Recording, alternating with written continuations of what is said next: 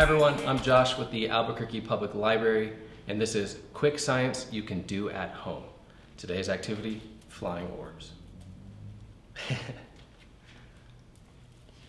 Perfect. So here's what you need to get started. First thing we need is a pie tin or some type of aluminum foil. I prefer pie tins.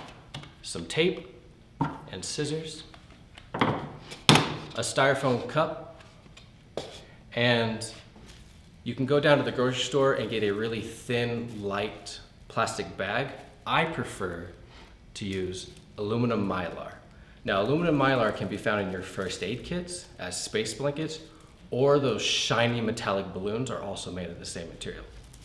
So what we're gonna do today is we're gonna take our pie tin and our styrofoam cup, and we're gonna place it on the inside in the middle as best we can. And we're gonna tape that down. You only need about 3 pieces of tape. It looks a little something like this.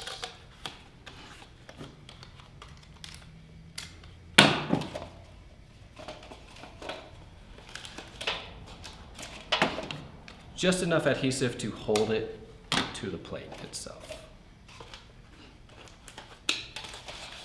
Like that.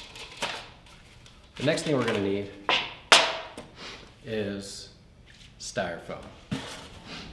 So once you have your styrofoam and your wool, and if you don't have raw sheets of wool, you can use an old glove, scarves work really well, or a fuzzy jacket, anything like that will work. And what we're gonna do is we're gonna place a negative charge into our styrofoam by rubbing on it gently back and forth. Now, you'll know when you have a good, strong negative charge into your styrofoam when you can feel a prickling sensation on your hairs or your skin. That's called formication, or the feeling of ants crawling across your skin. So what you wanna do is you wanna rub your wool until you can feel that. Next thing you're gonna do is you're gonna grab your pie tin by our insulator, which is our styrofoam cup that we placed on top, and place this on top of the styrofoam base. Now here's the fun part.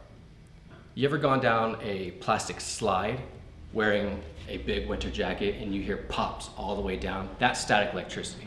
I have to shock myself for this to work. So what we do is we take our finger and we touch the pie tin and you'll hear it pop. Just like that. If you don't get a pop, you need to recharge your styrofoam.